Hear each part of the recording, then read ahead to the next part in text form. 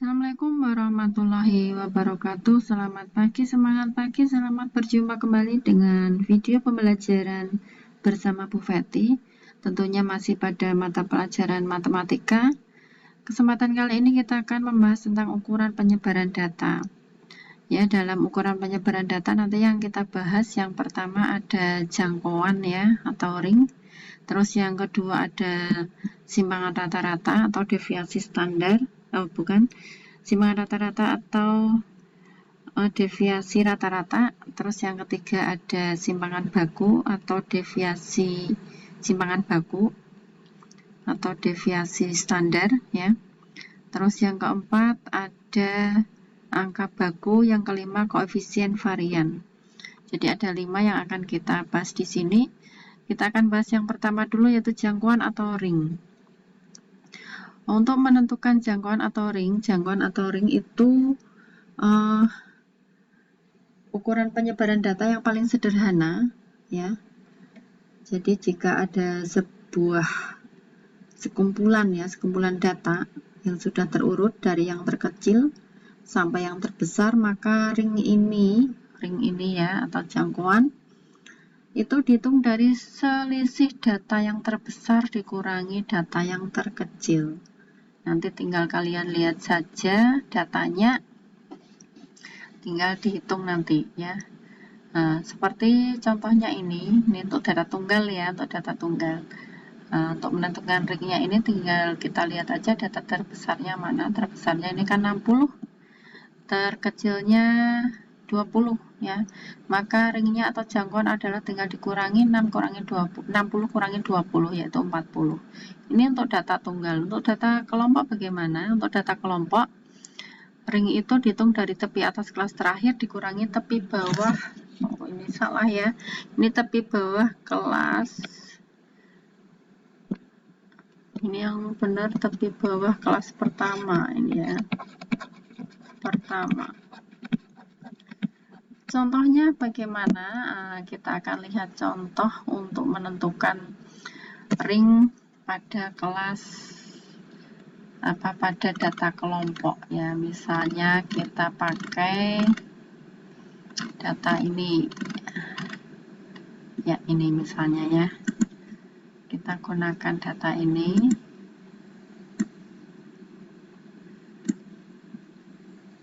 ya, kita dipakai di lembar kerja ya. Kita tentukan ringnya. Maka untuk menentukan ringnya tadi, ring atau jangkauan adalah batas nyata atas atau tepi atas kelas terakhir. Berarti tepi atas kelas terakhir kan ini ditambah setengah ya, di 64,5 dikurangi dengan tepi bawah kelas pertama. Ini tepi bawahnya berarti 30 kurangi setengah berarti 29,5, tinggal dikurangi saja. 64,5 dikurangi dengan 29,5 ya. Berarti berapa ini? 4 kurangi 9, 5 ya. 6 tadi udah diambil 1, berarti 5 kurangi 2, 35. Ini ring data kelompok ini ya. Terus bagaimana kalau data kelompoknya ada desimal ya, ada desimalnya. Seperti soal ini misalnya. Kita pindah dulu. Ini menentukan ringnya bagaimana. Untuk menentukan ring pada data dengan bentuk desimal seperti itu, pada dasarnya sama, hanya kalian tinggal konsep tepi atas dan tepi bawah untuk desimal. Untuk desimal satu angka seperti ini, maka kalian ingat bahwa tepi atas kelas terakhirnya berarti itu kan 73,9 kan. Nah, berarti ditambahnya bukan 0,5, kalau satu angka belakang koma seperti ini, ditambahnya berarti 0,05 ya. Berarti ini 73,95. Tepi bawah kelas pertamanya berarti itu kan 25,0. Berarti dikuranginya bukan 0,5 tapi 0,05 ya. Tinggal 25 dikurangi 0,05. berarti 24,95. Nah, untuk menentukan ringnya berarti tepi atas kelas terakhir ini ya 73,95 dikurangi dengan 24,95 ya, tinggal dihitung 73,95 dikurangi dengan ini kurang ya, dikurangi dengan 24,5 yaitu 3 kurangi 4 9 ya, 13 kurangi 4 9 2 diambil 1, 6 kurangi 4 6 kurangi 24 jadi 49 ringnya untuk data kelompok ini. Jadi diingat-ingat untuk tepi atas maupun tepi bawah jika ada desimalnya datanya ya, rentang datanya ada desimalnya, kalau satu angka tepi atasnya tambah 0,05, kalau dua angka berarti tambah 0,005, kalau tiga angka belakang koma berarti tambah 0,0005, menyesuaikan ya. Nah, ini untuk ring. Selanjutnya untuk data yang berikutnya adalah ini sudah ring ya, dan ada pertanyaan. Kita lanjut pada ukuran penyebaran data yang kedua, yaitu simpanan rata-rata. Untuk simpanan rata-rata rumusnya ini ya, dari data tunggal dulu, data tunggal SR simpanan rata-rata atau deviasi rata-rata.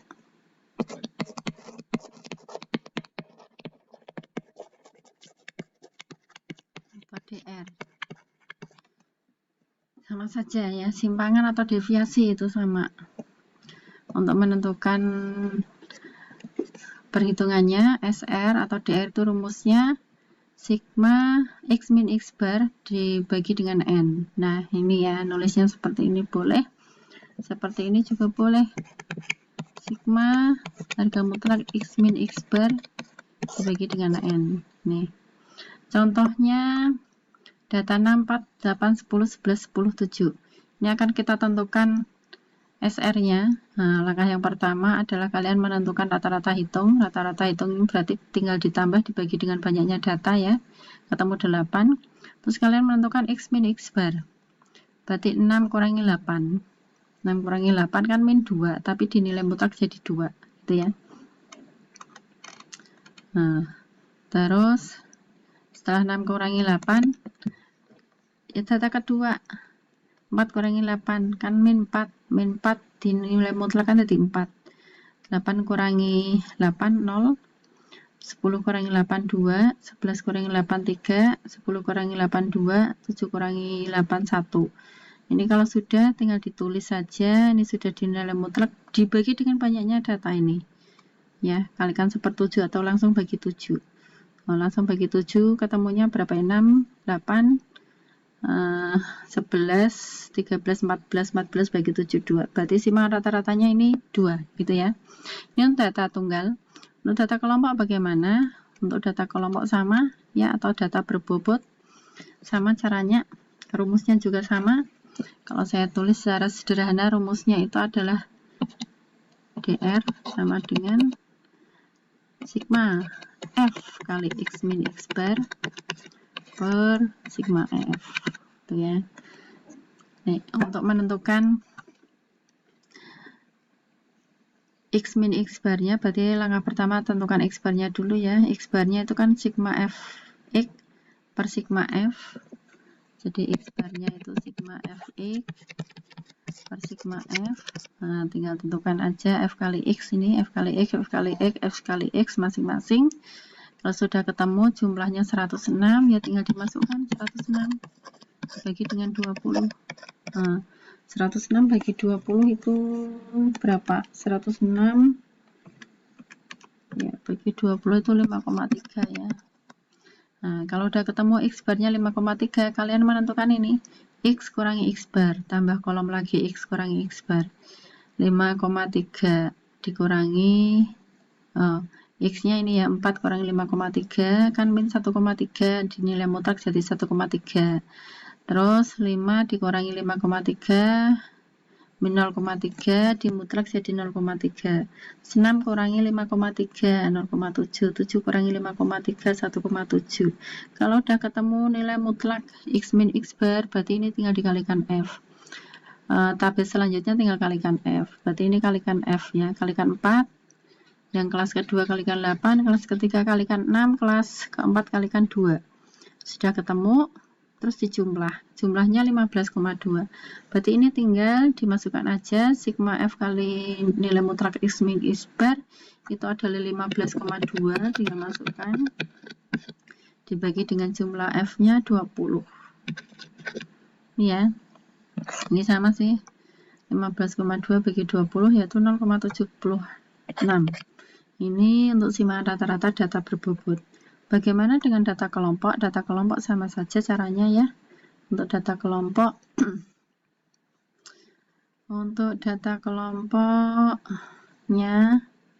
di sini data kelompoknya misalnya pakai ini tabel yang ini ya. Ini kita akan menentukan simpanan rata-rata data kelompok.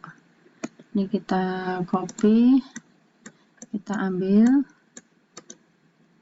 taruh sini ya. Menentukan simpanan rata-rata data kelompok, maka kalian harus langkah pertama menentukan nilai tengah. Ya 34 sampai 32, 30 itu nilai tengahnya kan ini dikurangi kan 4. 4 dibagi 2 kan 2. 2 tambahkan ke batas bawah. Berarti X-nya 32. 37, 42, 47, 52, 57, 62. Setelah itu kalian menentukan Fx ya. F kali X 32 kali 8 256 kali 10 370 42 kali 13 546 17 kali 47 799 52 kali 14 728 57 kali 11 628 62 kali 7 434. Nah ini ya, ini sigma Fx nya dihitung, sigma Fx nya berarti 434 tambah 628 tambah 728 tambah 799 tambah 546 tambah 370 tambah 256, temunya 3761. Nah, kita tentukan rata-rata hitungnya. Rata-rata hitungnya itu x bar sama dengan sigma Fx sigma F, berarti 3761 dibagi dengan 80. Ini dibagi 80. 47 ya. 47,0125. Nah, ini tinggal kalau sudah rumusnya DR kan sigma F x min x bar per sigma F. Kalian menentukan x min x bar ya, ditentukan nilai mutlaknya. Nah, kalau sudah ketemu ini nanti terus kalikan F-nya x min x bar. Nah, contohnya 32 kurangi 47,0125, ini ketemunya berapa, taruh sini ya. Terus 37 kurangi 47,0125, ini taruh sini, dan seterusnya. Kalau sudah masing-masing nanti ketemu baru kalikan F, kalikan 8 taruh sini, ini kalikan 10 yang kelas kedua. Kalau udah ini dijumlah ketemunya berapa, nanti kalau udah ketemu masukkan di atas ini dibagi dengan 80. Nah, nanti dihitung tinggal ketemunya itu tinggal dihitung di sini. Itu langkahnya ya sama dengan langkah data berbobot.